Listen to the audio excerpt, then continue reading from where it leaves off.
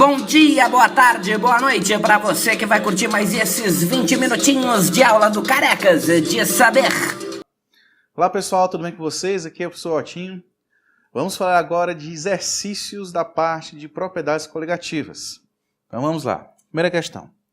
O gráfico a seguir representa as curvas de pressão de vapor de alguns solventes em função da temperatura.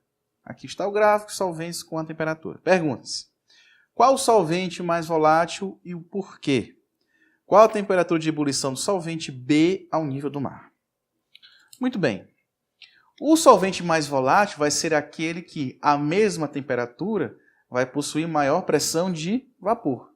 Então, o que você deve fazer nesse tipo de questão? Você fixa uma temperatura, nesse caso 50 graus, e você faz você traça essa reta.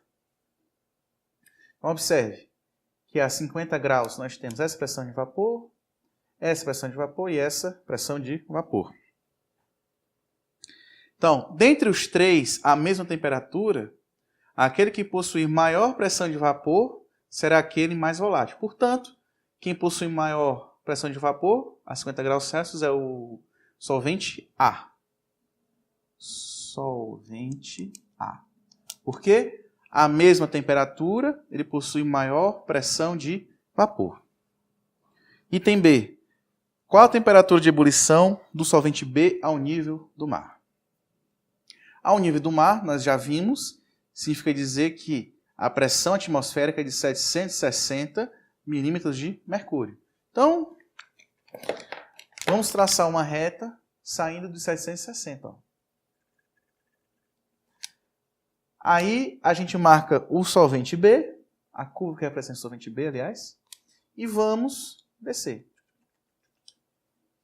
No meu gráfico não está muito legal, no meu desenho, mas se vocês observarem no desenho da questão, vocês vão ver que vai cair em cima de 75 graus, né? Então, a resposta vai ser a seguinte. A temperatura de ebulição do solvente B vai ser 75 graus. Não confie no meu gráfico. Vejo no gráfico da questão, que ela está bem desenhada. Se vocês observarem bem direitinho, quando a gente traçar a reta em 760 milímetros de mercúrio, vocês vão encontrar 75 graus. Próxima questão. Os três frascos a seguir contêm água pura a 25 graus Celsius. Observe vocês que nós temos 3 volumes, 2 iguais e 1 diferentes. Vários estudantes, ao medirem a pressão de vapor a 25 graus Celsius, fizeram 4 anotações. PA igual a PB, PA igual a PC, PC diferente de PB e PA é igual a PB igual a PC. Quantas dessas anotações estão corretas? Muito bem. Vamos pensar em algumas coisas, né? A primeira coisa. Isso aqui é um equilíbrio de fases. Portanto, nós temos água líquida em equilíbrio com água no estado vapor. Portanto, a pressão de vapor do solvente vai ser relacionada com a sua fração molar vezes a pressão do solvente puro. Muito bem. Nesse caso, como temos somente água pura, nós temos que lembrar da seguinte coisa. Supondo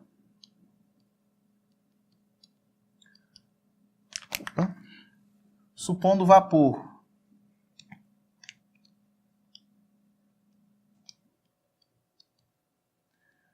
como um gás ideal,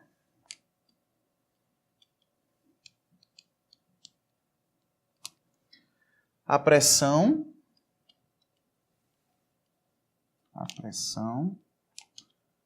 vai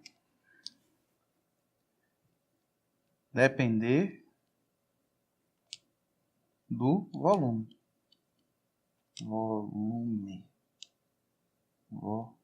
Então, se nós temos volumes iguais nesses dois frascos, as pressões de vapores também vão ser iguais. Portanto, PA é igual a PB de fato. Agora, se eu tenho um volume diferente, a pressão vai ser diferente também de PC em relação a PA e PB. Portanto, PA e PC não possuem a mesma pressão. PC, de fato, é diferente de PB. E PA e PB e PC não são todos iguais. Portanto, nós temos aí... Eu coloquei todos os itens? 1, 2, 3, 4... Não.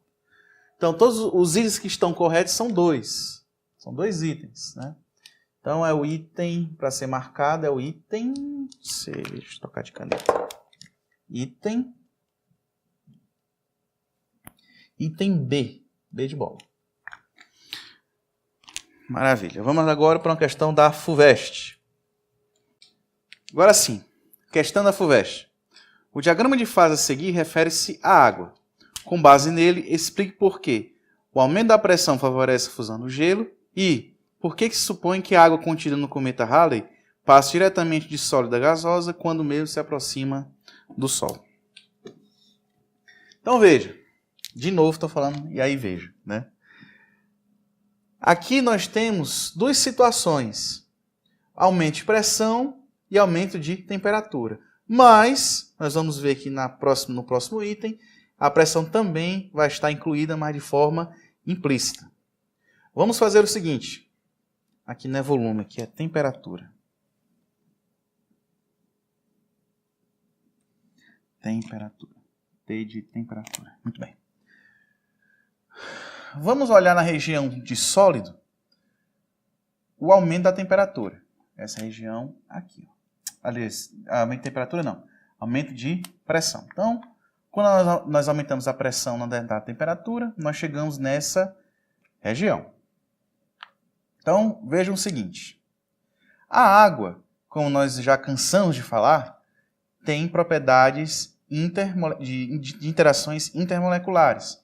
Ou seja, a água possui um dipolo permanente especial chamado ligação de hidrogênio. Portanto, se eu aumento a pressão,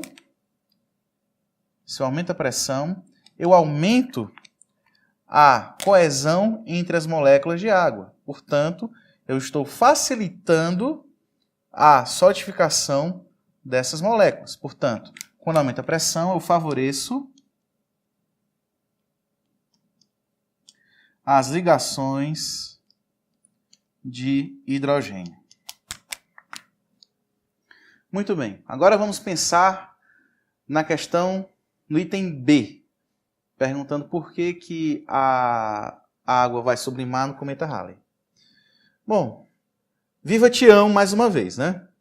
Ele acabou me chamando a atenção de um negócio que eu não tinha pensado. Se nós estamos no espaço, não existe pressão. Se não existe pressão, vai haver um salto do estado sólido para o estado gasoso ou estado vapor. Então, vamos considerar uma pressão bem baixinha, mais ou menos aqui. E vamos aumentando a temperatura, ou seja, seria o caso do cometa se aproximando do Sol. Então, nós teríamos isso daqui, ó. Daí, nós entramos no domínio de vapor ou gás da água. Então, veja, se no espaço quase não existe pressão, o que significa dizer? Não existe possibilidade de haver interações intermoleculares. Por quê?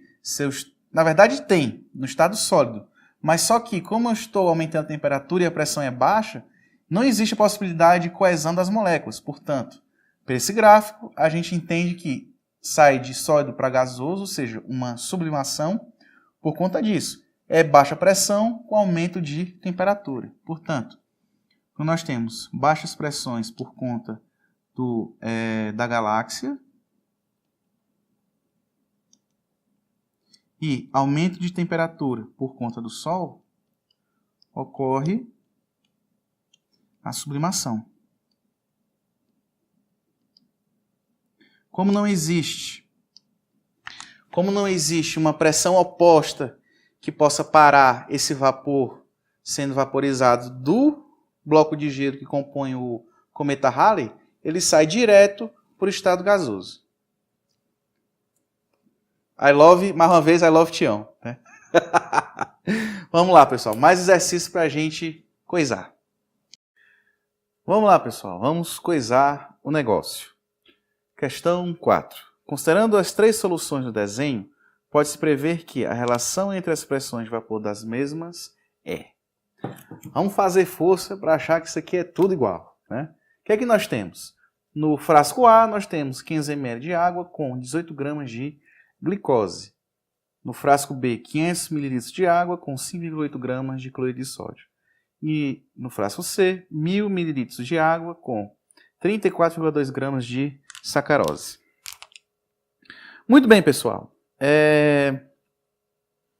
Aqui, como nós estamos falando de pressão de vapor, nós temos que lembrar da lei de Raoult. Qual é a lei de Raoult? O abaixamento da pressão em relação à pressão do solvente puro vai ser igual à constante tonoscópica vezes a molaridade, vezes o fator de Van 't Hoff. Por quê? Porque nós estamos considerando também um eletrólito, que é o que está contido no frasco B. Muito bem, vamos calcular as molaridades de cada frasco. W1, aliás, W de A vai ser, nós temos 18 gramas de glicose e sua massa molecular é de 180 gramas por mol. Então nós temos, aliás, dividido pelo volume, que é de 0,5 quilogramas. Então nós temos 0,1 dividido por 0,5, que vai dar 0,2 molar. A molaridade do frasco B vai ser igual a 5,8 dividido por 58, que é a massa molecular do cloreto de sódio, dividido por 0,5 kg, considerando que a densidade da água seja 1. Então vai dar o quê? 0,1 sobre 0,5 é igual a 0,2 molar. E vamos estar aqui no cantinho, olha. Molaridade de C vai ser igual a 34,2, que é a massa de sacarose, dividido pela massa molecular da sacarose, que é 342 gramas por mol, dividido por 1 kg. Então vai dar quanto? 0,1 molar.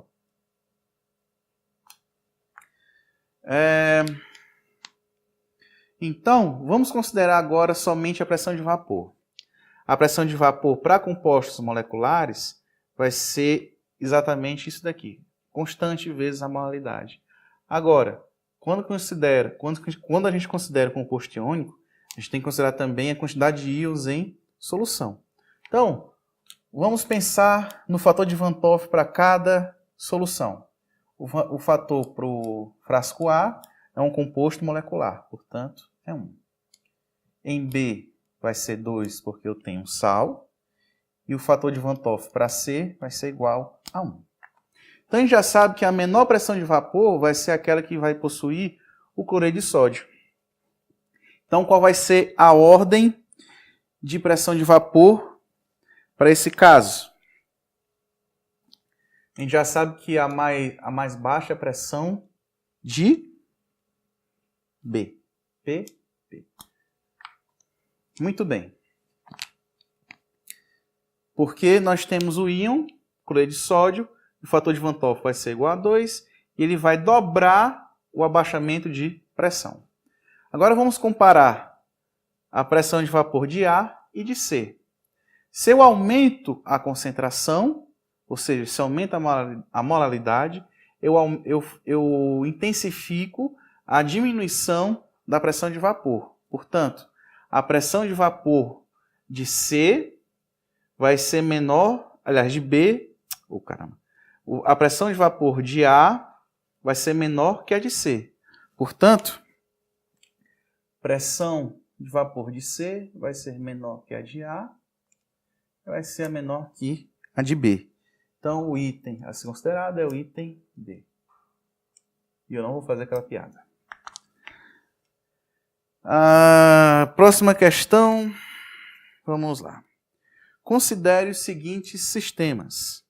Nós temos 3 possibilidades. Água pura, solução 0,1 molar de glicose e solução 0,2 molar de sacarose. O item A. Associe cada um dos sistemas a uma das curvas PV do gráfico a seguir. Tem até o item D. Item B. Numa mesma temperatura, qual dos sistemas apresenta menor pressão de vapor? Item C. Para o mesmo valor de PV, qual dos sistemas se encontra em temperatura maior? Item D. A adição de um soluto não volátil aumenta ou diminui a pressão máxima de vapor de um solvente? Justifique. Muito bem. Se o item A pede para associar as soluções em relação às concentrações, então vamos escrever aqui no cantinho. Nós temos água, 0,1 molar de glicose, eu acho. Glicose. De glicose e 0,2 molar de sacarose. Muito bem. A gente já viu, pela lei de Raoult, que o aumento da concentração molar faz intensificar o abaixamento de pressão. Portanto, a curva que tiver menor pressão de vapor vai ser aquela que vai ser mais concentrada. Portanto, esse gráfico aqui corresponde à sacarose.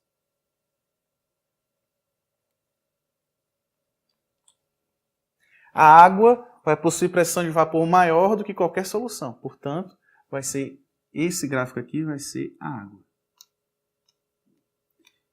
E o comportamento intermediário vai ser a solução de glicose. Então vejam. Aqui nós temos água pura, 0,1 molar de glicose e 0,2 molar de sacarose. A concentração, nesse caso, vai ser o único fator a influenciar a pressão de vapor, porque tanto a glicose como a sacarose são compostos que são moleculares. Portanto, A vai ser água, B vai ser a glicose e C vai ser a sacarose. Quer dizer, as soluções de glicose e sacarose. Próximo item ele pergunta: numa mesma temperatura, qual dos sistemas apresenta menor pressão de vapor? Se é a mesma temperatura, nós vamos traçar uma perpendicular ao eixo X. Então, simbora.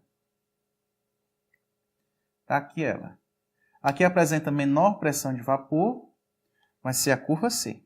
Curva C. Ou seja, a curva que contém a concentração 0,2 mol por litro de sacarose. Item C. Para o mesmo valor de PV, qual dos sistemas se encontra numa temperatura maior? Mesma coisa, agora vamos traçar uma perpendicular em relação ao eixo Y. Então, o truco. Então, na mesma pressão, quem vai possuir maior temperatura, mais uma vez, vai ser a curva C. Curva C de novo. Item D. A adição de um soluto não volátil aumenta ou diminui a pressão máxima de vapor de um solvente? Ela vai diminuir a pressão máxima vai diminuir a pressão máxima de vapor do solvente. Por quê? Por conta das interações intermoleculares, essas moléculas vão interagir com o soluto e vão dificultar a sua evaporação. Então, diminui por conta das interações intermoleculares. Vamos lá esgolepar mais questão.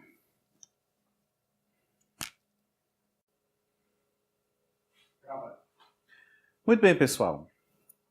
Vamos agora a mais uma questão da FUVEST. 3 panelas A, B e C contêm água pura. Em A é adicionada uma colher de areia. Em B é adicionada uma colher de açúcar. Em C, nada é adicionado. As 3 panelas e seus conteúdos são aquecidos até a fervura do líquido. Em quais panelas a ebulição ocorrerá na mesma temperatura e por quê? Vamos lá. Areia. A areia da praia, ela é majoritariamente, quer dizer, ela possui na sua composição, em maior quantidade, óxido de sílica, que é insolúvel. Insolúvel. ou seja, insolúvel em água, ela não dissolve nada. NaCl, claro, sal de cozinha é solúvel. Portanto, quem vai ter diferença de temperatura de ebulição vai ser a panela que contém NaCl, que é a panela B. Portanto, a temperatura de ebulição da panela B vai ser diferente da temperatura de ebulição da panela A e da panela C. Por quê? Porque a areia não vai influenciar na temperatura de ebulição e a panela C ela vai possuir somente água. Portanto, as panelas que vão ebulir a mesma temperatura vão ser panelas A e C. Só isso. Vamos para a próxima questão. Observe o gráfico que apresenta a variação de pressão de vapor em função da temperatura para um solvente puro e outras soluções do mesmo soluto, mas de molaridades diferentes. Responda. Qual a solução mais concentrada? B. Qual o ponto de ebulição da solução mais diluída? E C. Qual o ponto de difusão do solvente puro? Muito bem. Vamos por partes. Ele está perguntando por esse gráfico qual vai ser a pressão de vapor, a pressão de vapor da solução mais concentrada.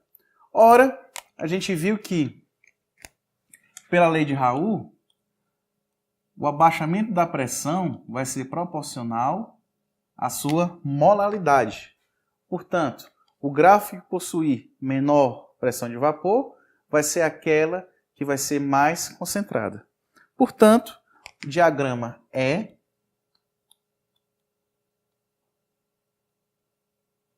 corresponde ao diagrama da solução mais concentrada. Item B. Qual o ponto de ebulição da solução mais diluída? A solução mais diluída vai ser aquela que vai possuir uma menor pressão de vapor, aliás, uma maior pressão de vapor em relação ao diagrama da solução concentrada. Portanto, se a gente considerar que esse é o mais concentrado, todas as outras acima dela vão ser diluídas. Portanto, a mais diluída é aquela que possui maior pressão de vapor. Então, o diagrama Q,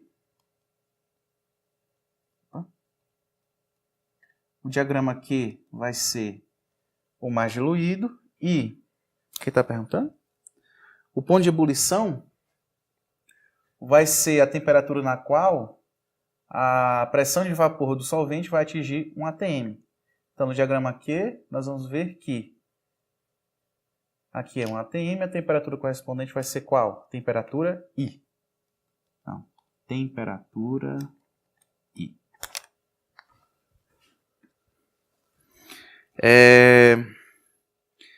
E aí ele está perguntando qual o ponto de fusão do solvente puro. O solvente puro, nós sabemos que, por esse diagrama, é a curva que, se é o ponto de fusão, é a temperatura onde ele vai se solidificar. Portanto, se é o solvente puro, vamos olhar aqui no gráfico Q. Vamos abaixar a temperatura até chegar aqui. A partir daqui, nós temos já o solvente no estado sólido. Portanto, vai ser na temperatura N. Porque o gráfico vai começar a dissolver o solvente a partir dessa temperatura acima da temperatura de fusão. Muito bem, vamos continuar com mais exercícios. Muito bem, gente. Agora vamos ver uma questão do ITA. Motores de automóveis refrigerados a água normalmente apresentam problemas de funcionamento em regiões muito frias. Um desses problemas está relacionado ao congelamento da água de refrigeração no motor. Admitindo que não ocorra corrosão, qual das ações a seguir garantiria o maior abaixamento de temperatura no início do congelamento da água utilizado num sistema de refrigeração com capacidade de 4 litros de água. Justifique. Então, nós temos 3 situações. Adição de 1 mol de glicerina na água que não vai se ionizar, 1 mol de sulfato de sódio em água e 1 mol de nitrato de sódio em água. Então, gente, aqui a gente tem que observar o fator de Van 't Hoff. Vamos analisar caso a caso. No item A, ele está falando da glicerina. A glicerina é um triol, ou seja, um álcool contendo 3 grupos OH. Esta é a glicerina. A glicerina é um composto molecular. Portanto, ele vai possuir seu fator de Van 't Hoff igual a 1. No composto B, é o sulfato de sódio. Se a gente fizer a equação de ionização dele, aliás, de dissociação, vai ser o quê? 2 mols de sódio com 1 mol de sulfato. Então, qual é o fator de Van 't Hoff para o sulfato de sódio? É 3, porque eu tenho 2 mols de sódio e 1 mol de sulfato. Portanto, I é igual a 3. C. 1 mol de nitrato de sódio. Como é que o nitrato de sódio se dissocia? Sódio mais com nitrato menos. E o I nesse caso é quanto? É 2. Porque eu só tenho 2 íons dissolvidos, que é o íon sódio e o íon nitrato. Como se trata do abaixamento de temperatura de fusão, qual vai ser a equação que vai utilizar? ΔTF igual a KF vezes W, que é a molaridade, vezes I. Então, vejam só vocês. A concentração das substâncias não vai influenciar diretamente no abaixamento da temperatura de fusão, mas sim o fator de Van 't Hoff. Ou seja, quanto maior for esse índice, eu vou abaixar mais a temperatura de fusão. Portanto, quem vai abaixar mais a temperatura de fusão vai ser o sulfato de sódio. Por quê? Quando eu substituir os valores na função para achar o abaixamento da temperatura de fusão, esse valor vai ser 3 vezes menor do que se fosse nos outros compostos. Portanto, nessa questão, quem vai abaixar mais a temperatura de fusão vai ser o sulfato de sódio. Opa! Muito bem, vamos para a próxima questão. Considere as soluções A, B e C obtidas pela dissolução, de 3 solutos não voláteis em 1 litro de solução, cujas características são resumidas na tabela a seguir. Ordene as pressões de vapor medidas para as soluções A, B e C. Justifique a ordem proposta. E no item B, se as soluções A, B e C forem congeladas, qual delas apresentará o ponto de congelamento mais baixo e por quê? Muito bem. Vamos pensar, mais uma vez, na equação de Raoult. A equação de Raoult qual é? ΔP sobre P é igual a KT vezes W vezes I. De cara a gente já sabe que se for um composto iônico, ele vai abaixar muito mais a pressão de vapor do que um composto molecular. Portanto, a gente já sabe que a pressão de vapor de C é a menor das 3. Porque é um composto iônico. Se a gente observar bem, para o mesmo volume, que é um volume de 1 litro, se a gente observar bem, a massa molecular, aliás, a massa da substância dividida pela massa molecular dos compostos A e B vão possuir a mesma molaridade, ou seja, 0,1 mol por quilo, 0,1 molar. Portanto, como é que vai ser a ordem de pressão de vapor? PA vai ser igual a PB, que vai ser maior que PC. Se vocês estiverem com dúvida, calculem aqui o número de mols dividido pela pelo volume, aliás, ou pela massa de água, vocês vão ver que o valor de molaridade vai ser 0,1 molar. Muito bem. Em seguida ele está perguntando se essas três soluções fossem congeladas, qual delas apresentaria o ponto de congelamento mais baixo e por quê? Então, quem apresentaria o menor ponto de congelamento seria a solução C. Por quê? Como eu tenho um fator de Van 't Hoff igual a 2, ele vai possuir uma temperatura de fusão, no mínimo, 2 vezes menor do que as soluções moleculares. Por quê? O abaixamento da temperatura de fusão vai ser igual a constante crioscópica vezes a molaridade vezes o fator de Van 't Hoff. Então vejam só, nesse lado da equação nós temos as concentrações dos compostos moleculares e aqui quando se considera compostos iônicos. Como nesse caso nós temos um composto iônico e sendo bem claro, aqui é o cloreto de sódio, ele vai ter I igual a 2. Por isso que eu coloquei I igual a 2. Por quê? Vocês observaram que a massa molecular dele é 58,5, que é exatamente o NaCl. Então, no mínimo, se vocês considerarem um composto iônico, vai possuir I maior ou igual a 2. Portanto, a solução C que vai possuir menor temperatura de fusão. Vamos lá para as próximas questões, eu acho que essas são as duas últimas.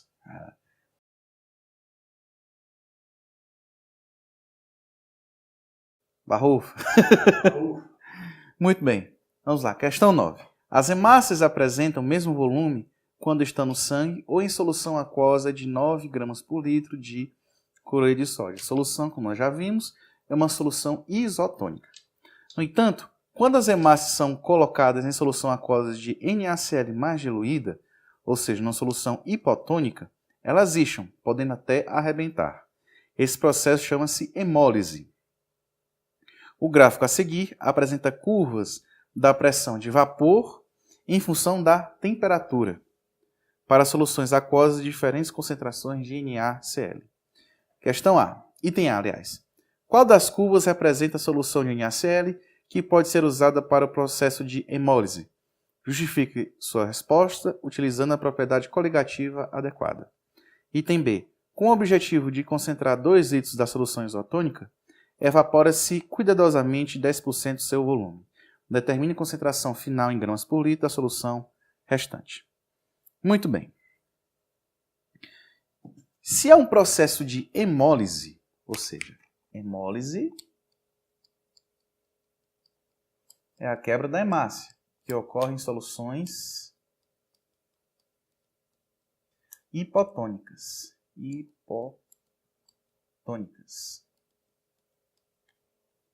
Ou seja, se é uma solução hipotônica, é uma solução mais diluída do que a solução isotônica. Portanto, se é uma solução mais diluída, é aquela que possui a maior pressão de vapor em relação à solução isotônica. Olhando para o gráfico, qual vai ser a curva que vai representar uma solução hipotônica?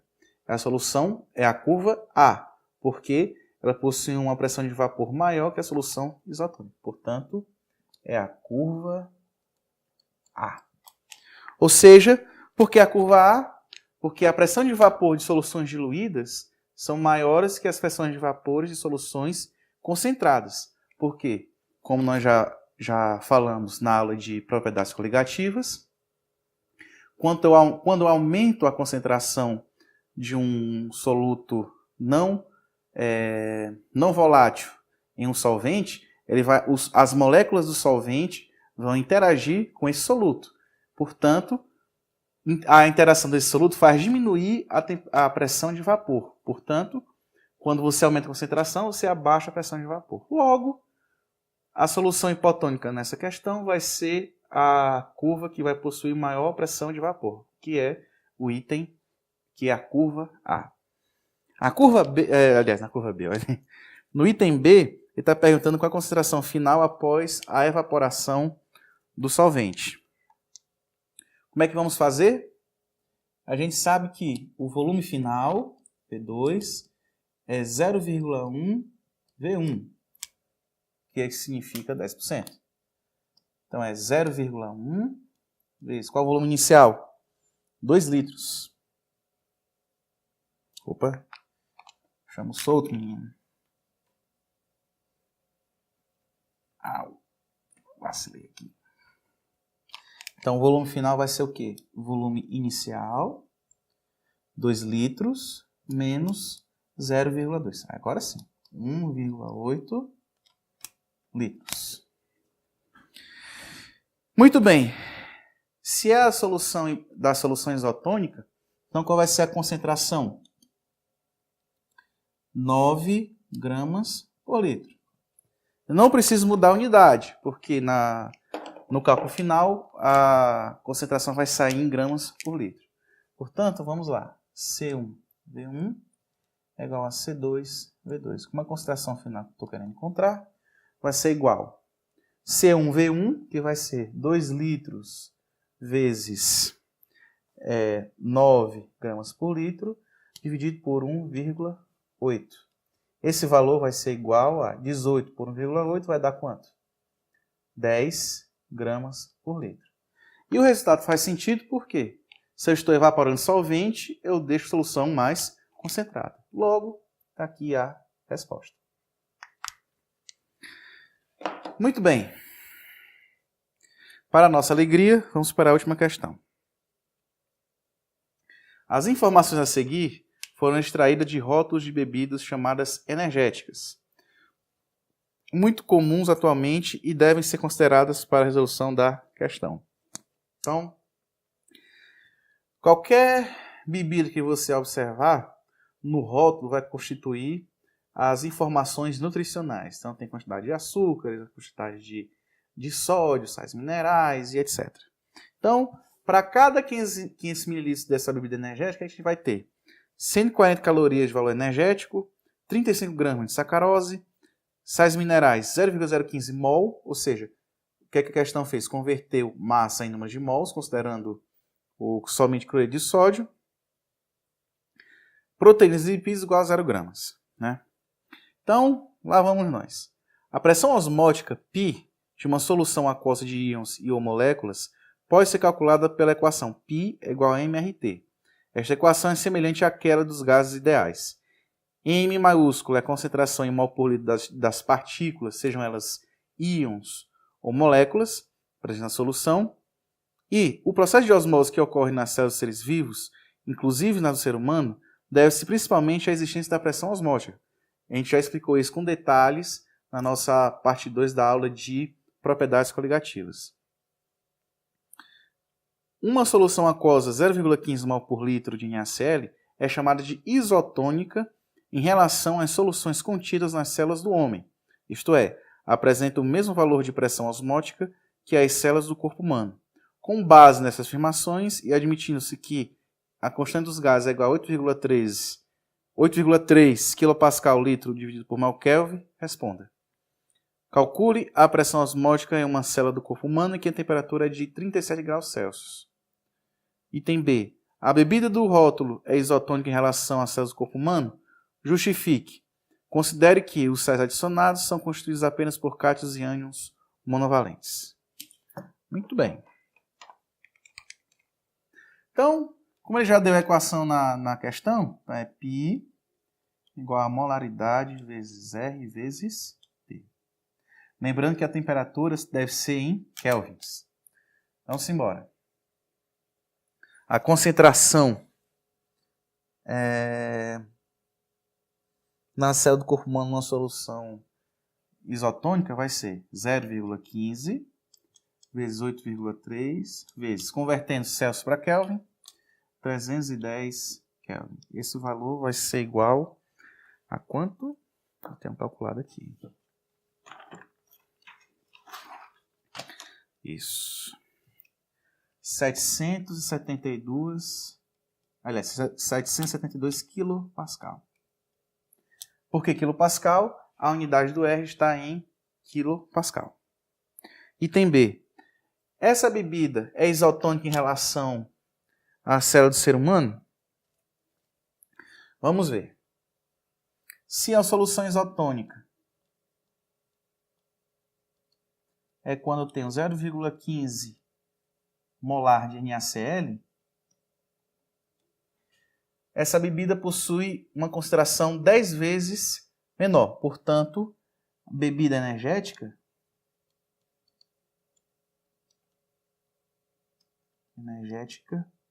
não é isotônica. Ou seja, você vai tomar este troço e continuar com sede. Muito bem, pessoal. Esses foram alguns exercícios que nós selecionamos para esse tópico. Na próxima aula, nós vamos falar sobre eletroquímica, um assunto que é o assunto mais bonito da química. E é isso aí. Eu agradeço a atenção de todos vocês. Estudem. Se tiverem dúvidas, por favor, sintam-se à vontade para falar ou na nossa página no Facebook ou aí nos comentários do vídeo, tá bom? Obrigado e a bufela, meu povo!